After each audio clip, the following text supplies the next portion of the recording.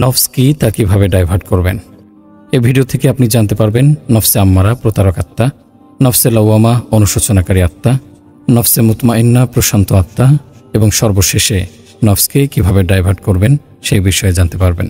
নফস বলা হয় মানুষের কামনা, বাসনা, চাহিদা ইত্যাদিকে। এক কথায় যাকে বলা হয় প্রবৃত্তি।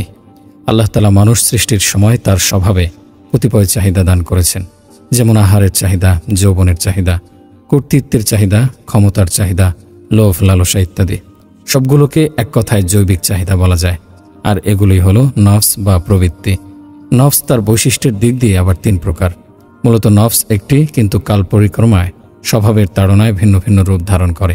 তাই বলা যায় অবস্থানের দিক দিয়ে নফস তিন প্রকার: নফসে আম্মারা, নফসে লাওয়ামা, নফসে মুতমাইন্না। নফসে আম্মারা প্রতারক আত্মা, অর্থাৎ যে নফস মানুষকে কুপ্রবৃত্তি ও জৈবিক কামনার দিকে আকৃষ্ট করে, সবসময় খারাপ চিন্তাভাবনা পোষণ করিয়ে রাখে, সবসময় অনৈতিক চাহিদা পূরণার্থে ব্যস্ত রাখে, সবসময় খারাপ কাজে উৎসাহিত করে। এই নফস সম্পর্কে কোরআনে বর্ণিত আছে, ওমা উবাররিউ নফসি ইন্নান নফসা লাআম্মারাতুম বিসসুই ইল্লা মা রাহিমা রব্বি ইন্না রব্বি গফুরুর রহিম। আমি নিজেকে নির্দোষ মনে করি না। মানুষের মন অবশ্যই মন্দ কর্মপ্রবণ, কিন্তু সে নয় যার প্রতি আমার রব অনুগ্রহ করেন। নিশ্চয়ই আমার রব অতি ক্ষমাশীল ও দয়ালু। নফসে লাওয়ামা অনুশোচনাকারী আত্মা, অর্থাৎ যে নফস অন্যায় করার পর আমাদের হৃদয়ে অনুশোচনার উদ্রেক করে। কোরআনে মহান রব্বুল আলামিন নফসে লাওয়ামা এর কথা উল্লেখপূর্বক কসম খেয়েছেন। আল্লাহ তাআলা বলেন, ওয়ালা উকসিমু বিন নফসিল লাওয়ামা, আরও শপথ করে সেই মনের যে নিজেকে ধিক্কার দেয়।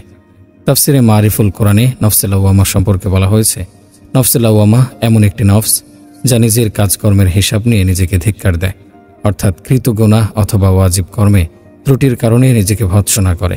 সৎকর্ম সম্পর্কেও নিজেকে এই বলে তিরস্কার করে, আরও বেশি সৎকাজ সম্পাদন করে উচ্চ মর্যাদা লাভ করলে না কেন।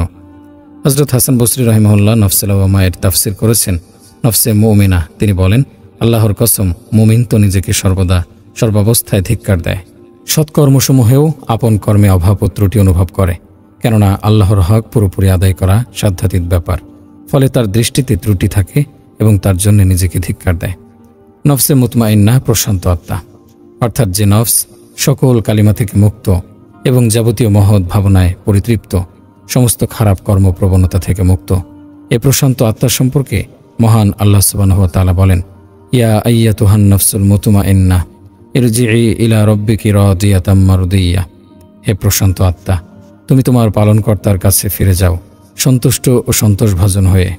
তাফসিরে মারিফুল কোরআনে নফসে মুতমাইন্না সম্পর্কে বলা হয়েছে, এ নফস আল্লাহর প্রতি তার সৃষ্টিগত ও আইনগত বিধিবিধানে সন্তুষ্ট। আল্লাহও তার প্রতি সন্তুষ্ট। মহান রব্বুল আলামিন এসব প্রশান্ত নফসকে সম্বোধন করে বলেন, আমার বিশেষ বান্দাদের কাতারভুক্ত হয়ে যাও এবং আমার জান্নাতে প্রবেশ করো। মূলত নফস একটি, অবস্থা ভেদে তার গুণে পরিবর্তন আসে। নফস আমাদের কর্মের দ্বারা পরিবর্তিত হয়। যদি তা লাগামহীন হয়ে যায় তখন তা আম্মারায় পরিণত হয়, কিন্তু যখন নফসে লাগাম পরানো হয়, তার গোলামি পরিত্যাগ করা হয়, তখন ধীরে ধীরে তা মুতমাইন্নায় পরিণত হয়।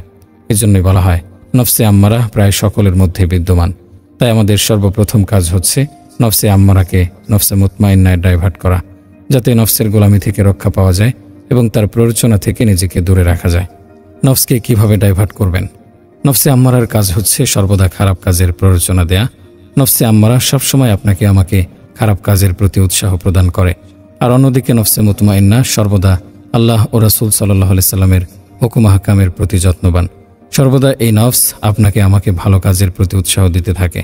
সুতরাং যার নফস নফসে আম্মারা, সে সবসময় শুধু গুনাহের দিকে ধাবিত হতে থাকে, আর যার নফস নফসে মুতমাইন্না, সে সবসময় কল্যাণকর কাজের দিকে এগিয়ে থাকে। তাই গুনাহ থেকে বেঁচে থাকতে এবং বেশি বেশি নেক কাজ করতে আমাদের নফসে আম্মারাকে নফসে মুতমাইন্নায় পরিণত করতে হবে। এখন কথা হচ্ছে, এই নফসে আম্মারাকে কিভাবে নফসে মুতমাইন্নায় ডাইভার্ট করবেন? বেশি কিছু নয়, শুধু নফসের বিরুদ্ধে জোর জবরদস্তি। জানেন, সব কিছুর মূলে হচ্ছে এই নফস। এই নফসের চাহিদার ব্যাপারে যদি জোর জবরদস্তি করা যায়, তবে এই নফস আম্মারা থেকে এমনি এমনি নফসে মুতমাইন্নায় পরিণত হবে। আর এটা যদি করতে পারেন, তবে মনে করবেন বিরাট এক অর্জন ছুঁতে যাচ্ছেন। যা হোক, আমরা সবসময় নফসের চাহিদাকে প্রাধান্য দিচ্ছি। শরীয়তের নির্দেশ, তোমরা জামাতের সাথে নামাজ আদায় করো। আর নফস বলে, আরে আজকে বাসায় নামাজ পড়। একদিন বাসায় নামাজ পড়লে তেমন ক্ষতি হয়ে যাবে না, নামাজ আদায় হলেই তো হলো। এটাই হচ্ছে আম্মারার কাজ। আপনার ক্ষেত্রেও যদি এরকম হয়ে থাকে, জামাতে যাওয়ার নিয়ত করলে ভিতর থেকে এরকম বাধা আসে, তবে বুঝে নেবেন আপনার নফস এখন আর মুতমাইন্নায়ের পর্যায়ে নেই, তা আম্মারায় পরিণত হয়েছে।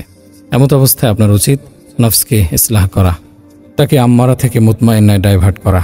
নফসকে ইসলাহ করার জন্য এরকম পরিস্থিতিতে আপনাকে নফসের ওপর জোর জবরদস্তি চালাতে হবে। তখন যদি আপনি নফসের বিরুদ্ধে জোর জবরদস্তি না করে বাসায় নামাজ পড়ে নেন, তাহলে কেমন জানি নফসের বিরুদ্ধে আপনি পরাজয় বরণ করে নিলেন। আর যদি তার বিরুদ্ধে গিয়ে তার সাথে লড়াই করে মসজিদে যেতে পারেন, তাহলে নিঃসন্দেহে আপনি নফসের ওপর বিজয় অর্জন করলেন। আপনি সালাম ফিরিয়ে নামাজ শেষ করে জিকির করবেন বলে প্রস্তুতি নিচ্ছেন। এমন সময় নফস বলে, আরে ওঠ, জিকির রাস্তায় করতে পারবে। এই বলে নফস আপনাকে ধোঁকা দিতে চাইল। আপনিও নফসের কথা মতো উঠে গেলেন, নফসের চাহিদার প্রাধান্য দিয়ে দিলেন। দিনই আলোচনা চলছে, 5 মিনিট শুনতেই অধৈর্য হয়ে গেছেন। অপরদিকে ক্রিকেট খেলা দেখছেন, ঘন্টার পর ঘন্টা অতিবাহিত হচ্ছে। মনে হচ্ছে মাত্রই খেলা দেখতে শুরু করলেন।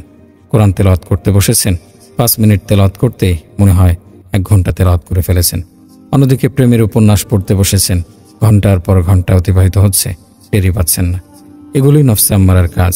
এমত অবস্থায় নফসের ওপর জোর জবরদস্তি করে যদি তা ডাইভার্ট করতে না পারেন, তবে ধ্বংস অনিবার্য। নফসের প্রলোভন, নফসের প্ররোচনা, নফসের ধোঁকা, নফসের গোলামি থেকে রক্ষা পেতে অবশ্যই তাকে আম্মারা থেকে ডাইভার্ট করে মুতমাইন্নায় রূপান্তর করতে হবে। অন্যথায় নফসের মায়াজালে আবদ্ধ হয়ে দুনিয়া আখেরাত উভয় জগতই হারাতে হবে। তাই নফসকে ইসলাহ করার জন্য, আম্মারা থেকে মুতমাইন্নায় ডাইভার্ট করার জন্য অবশ্যই নফসের ওপর জোর জবরদস্তি চালাতে হবে। নফস যা চাইবে তা করা যাবে না, সবসময় এর বিপরীত করতে হবে। কারণ নফসে আম্মারা সারাক্ষণ আপনাকে আমাকে খারাপ কাজের দিকে উৎসাহ দেবে।